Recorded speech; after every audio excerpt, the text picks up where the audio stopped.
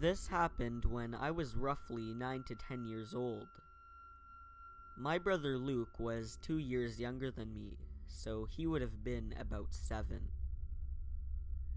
We lived in a pretty safe suburb in a small city in Australia.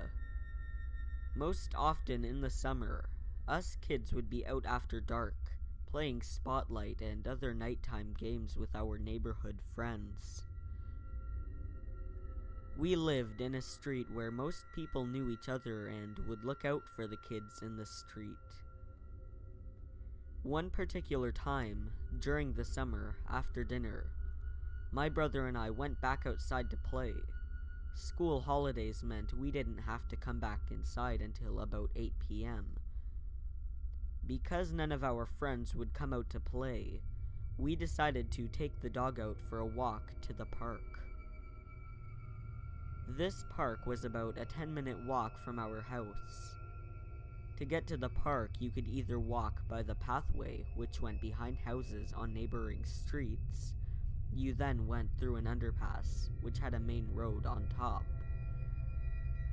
Another way was via a main road that our street ran off. The main road went parallel to the pathway, and hooked up to another main road which crossed over that pathway, creating the underpass. My brother and I decided to go the back way through the underpass, as we could race each other this way. Both my brother and I played sports, so even though we were young, we could run fast. About halfway to the park, I was slowing down because I thought I heard rustling in the bushes behind me. I didn't think much of it and continued on. We got to the park and hung around for a bit. When it started to get dark, we decided to head home. As we got closer to the underpass, my brother was lagging behind me. I noticed a big figure in the underpass, with what looked like a big dog. We kept walking for a bit. My heart started to beat a bit faster.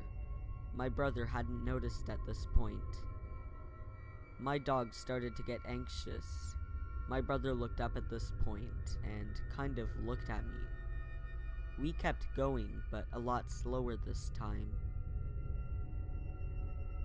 As we got within 15 meters of the underpass, I could tell this person was a male, quite tall and large. He was leaning against the wall of the underpass, facing us. I was already feeling really off, but my stomach pretty well fell into my butt by this point. We had to make a decision to either turn around, go through the underpass, and pretty well come into straight contact with this guy, or go back via the main road. I said to my brother, "Luke, let's go to the main road." He agreed straight away, so we veered a slight right, which led us up the slight hill to the main road, almost on top of the underpass. We crossed the road and started to head straight home.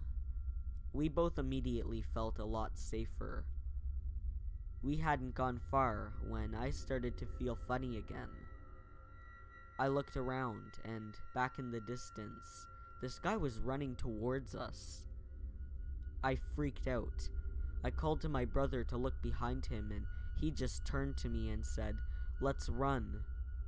We both bolted. I turned around a couple times, and this guy was close enough to us that he could catch up to us, but still far away enough that it wouldn't have looked weird to cars passing by. By this point, we had turned onto our street, not looking behind us, still going as fast as we could. When we got to our house, we were both exhausted. My brother went straight inside. I turned around and noticed that the guy was about 100 meters behind and was slowing down to a stop. I quickly went inside.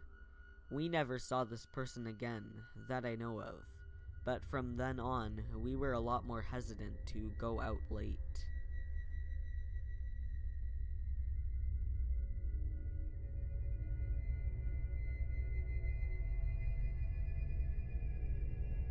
When I was about 7 years old in 2007, I was very close to being abducted. I remember it vividly, and I'm still terrified of what happened. I lived in a 2-story house in a safe neighborhood. My mother and I were the only ones home at the time. My mother was taking a bath upstairs while I watched Nickelodeon downstairs in the living room, alone.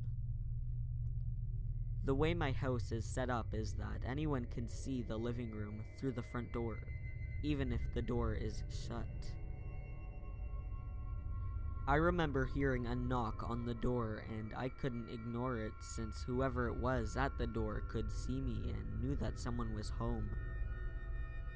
My mom usually would hide in the kitchen until the person went away, and it was too late for me to run into the kitchen since he could see me. I remember feeling guilty since my mom has always warned me never to open the door to strangers. I got the key and unlocked the door. A man in his early 30s or late 20s wearing work clothes with a green tie was at the door. He asked me if I knew where my neighbor was and that he needed to see him. I also noticed that the guy was looking around the inside of my house while he waited for me to answer. I asked him which neighbor he was talking about, and then he said that he was older and lived somewhere near here. He didn't give me a name and was as vague as possible. I felt bad because I didn't know who he was talking about since I lived in a neighborhood with primarily older couples. I told him that I couldn't help him, but then he insisted that I help him search the neighborhood for my neighbor. I declined and the guy kept on asking me. I told him no once more, and the guy then grabbed my arm and started to pull me out of the house. I grabbed the door frame and called for my mom. The man let go of my arm and started to casually walk back to his car. I'm pretty sure that it was a beige Civic, but I'm not too sure. What honestly scares me the most is that he didn't bolt and speed off. He was just too calm. I just stood there and watched him drive away as if nothing bad had happened. I didn't tell my mom about this incident until I was about 15. She flipped her shit. I regret not telling her sooner because there's no telling what this guy has done after trying to kidnap me. To this day, I still panic when I hear knocking on the front door.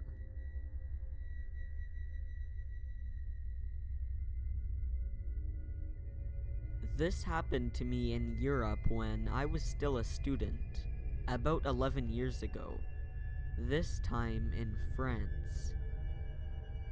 I went to see my friend Jay in the suburbs and wanted to take the last train home to the city where I lived.